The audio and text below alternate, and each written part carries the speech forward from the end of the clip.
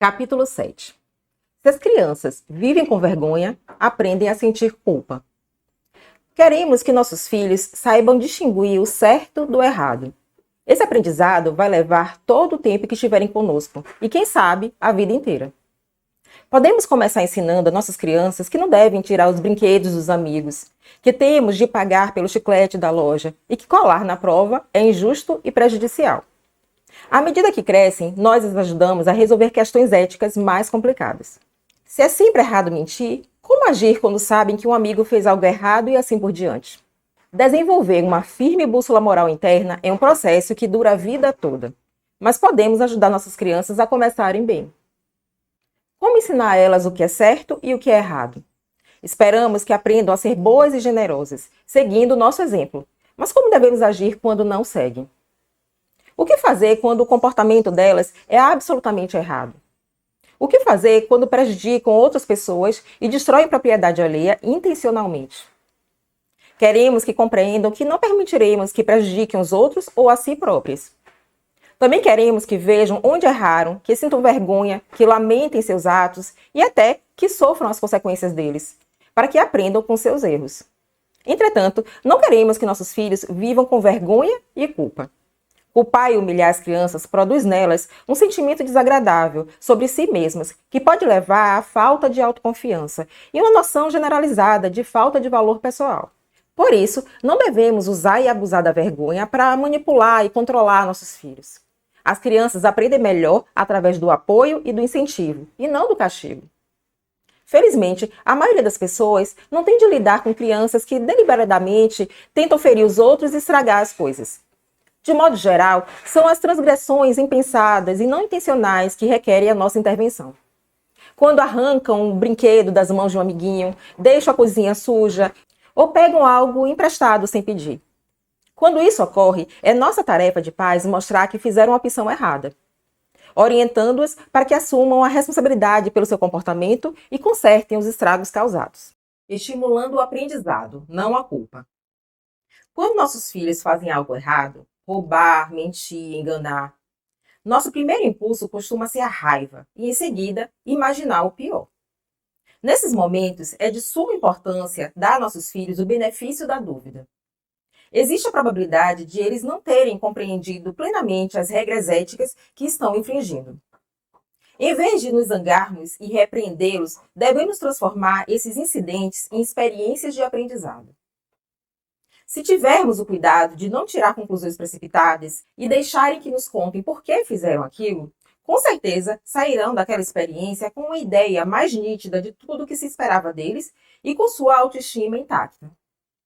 A mãe percebe que sua carteira está aberta dentro da bolsa e que todas as moedas desapareceram. Ela e a filha de 7 anos, Melissa, estão sozinhas em casa. A mãe vai ao quarto da menina e, procurando ater-se aos atos, diz: "Notei que todas as moedas da minha carteira sumiram." Melissa, ocupada com as bonecas, levanta os olhos para ela. "Deixaram minha carteira aberta dentro da bolsa, sempre a fecho. Não sei o que aconteceu com as moedas", continua a mãe. "Bem, o carro do sorvete passou e eu precisava de dinheiro para comprar um picolé. Você estava ocupada falando ao telefone, por isso eu mesma peguei. Mas não consegui fechar o zíper da carteira. Desculpe, mamãe." A menina tenta explicar. A mãe fica tentada a sorrir, mas mantém o rosto sério. É bom que Melissa demonstre estar arrependida, mas o motivo está errado. A mãe senta no chão com Melissa e suas bonecas e fala com delicadeza, mas com tom firme: "Minha carteira e meu dinheiro pertencem só a mim. Eu não pego o seu dinheiro e você não pode pegar o meu sem me pedir." Se esse incidente é o primeiro do gênero, elas podem combinar que a menina reembolse a mãe com a sua mesada. Se é a segunda, as consequências também podem incluir deixar de assistir ao programa favorito de TV por um determinado tempo. Se tirar dinheiro escondido já é um padrão de comportamento, então a mãe precisa estabelecer uma linha de conduta mais séria. Talvez até procurando auxílio profissional para descobrir qual é a origem do problema. A mãe não humilha Melissa pela falta cometida, mas deixa claro que é uma atitude errada e inaceitável. A menina pode até se sentir culpada, mas não tende a achar que é uma pessoa má por isso. Para que ela saiba como lidar melhor com a situação da próxima vez, a mãe diz: Compreendo que você quisesse o dinheiro para o sorvete na hora em que eu estava ocupada, mas você não pode tirar o dinheiro da minha carteira sem pedir. O que acha que poderia ter feito em vez disso?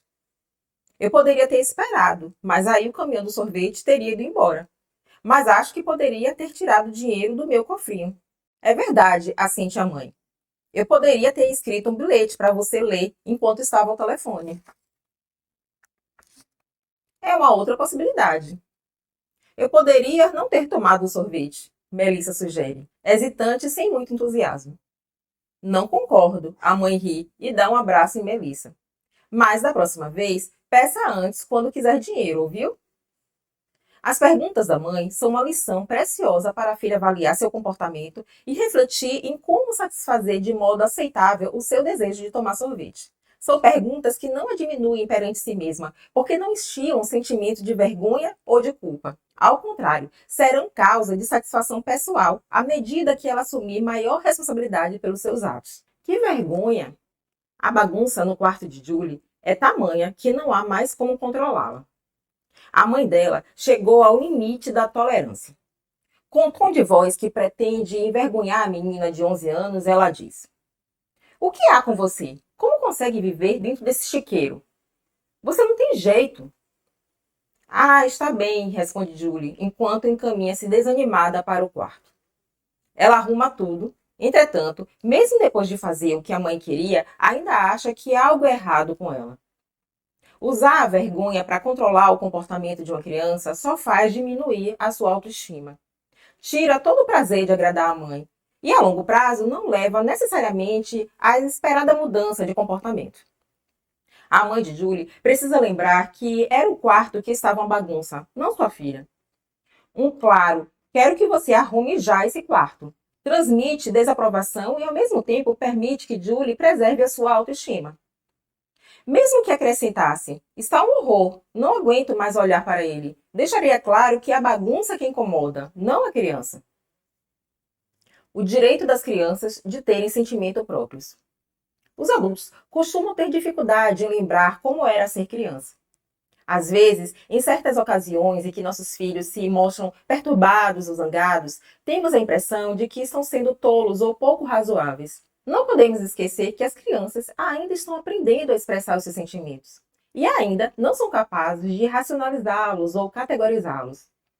Temos de deixar de expressar sem se encabularem, mesmo que seus sentimentos não nos pareçam sensatos. Johnny era um menino ativo e esperto de 5 anos, que tinha um medo enorme de raios e trovões. Para piorar, o lugar onde ele morava era frequentemente assolado por fortes temporais. Cada vez que se armava uma tempestade, o medo de Johnny ia crescendo aos poucos. Estou com medo, a trovoada está muito perto. O raio pode cair aqui em casa? Ele perguntava. As etapas seguintes eram choramingar, chorar, gritar apavorado e procurar um lugar para se esconder. O fato de Donnie ter medo e precisar ser consolado e protegido era intolerável para seu pai. No princípio, ele tentava acalmar Donnie. Não há por que ter medo, dizia. Não se preocupe, os raios não vão cair aqui. Quando isso não dava certo, o pai repetia a mesma frase mais alto, cada vez mais impaciente, o que piorava ainda mais as coisas. Donnie ficava mais aterrorizado e seu pai mais irritado. Por fim, o pai não aguentava mais e explodia. Se fosse você, eu teria vergonha. O que é de errado com você, afinal? O pai de Donnie não estava apenas minimizando o medo do filho, estava ensinando o garoto a ter vergonha de sentir medo. Teria se saído melhor se aceitasse os seus temores. Poderia ter posto o filho no colo e ter dito algo como: Ei, o que você gostaria de dizer para a Dona Trovoada? E seu relâmpago? Seria uma forma de fazer com que Donnie encarasse seus medos de forma construtiva, em vez de dramatizá-los. Ele talvez até descobrisse que era possível dominar o seu medo gritando de volta para o trovão: Vai embora! Ao aceitarmos as fraquezas e temores de nossos filhos e ficarmos ao lado deles quando os enfrentam, contribuímos para que cresçam sem ter vergonha de si mesmos, preservando a sua autoestima. Por mais que consideremos despropositados esses sentimentos, cada criança tem o direito fundamental de demonstrá-los e de satisfazer suas necessidades emocionais. À medida que ela cresce, esse direito vai se equilibrando com a responsabilidade de tratar os outros de forma apropriada e respeitosa. Porém, até conquistar a sua maturidade, nada se ganha em envergonhá-las fingindo que esses sentimentos não existem. Permitir-lhes expressar os seus verdadeiros sentimentos é o primeiro passo para que ela os solucione. Quando nossos filhos se sentem à vontade para nos contar suas emoções, é mais fácil ajudá-los a pôr de lado as que são negativas e seguir em frente e crescer, aceitando a responsabilidade. Crianças pequenas aprendem um bocado sobre causa e efeito, brincando e fazendo experiências. Um bebê que deixa cair a colher do alto de sua cadeirinha está fazendo uma experiência. Para ele, aquilo é muito divertido. E mais ainda quando a mãe e o pai pegam a colher do chão para que ele possa jogá-la de novo. Ele gosta do seu papel naquela brincadeira de causa e efeito. E só desiste dela quando o outro jogador rompe o ciclo, recusando-se a pegar a colher. Conforme crescem, descobrem outras maneiras mais sutis de provocar um acontecimento e de que forma ele pode afetar os outros. Esse aprendizado é o começo da responsabilidade, que evolui naturalmente para o aumento da participação na vida familiar. Não é necessário que as crianças sintam vergonha para que aprendam a se preocupar com a maneira como as coisas vão acabar ou para que se empenhem em corrigir seus erros.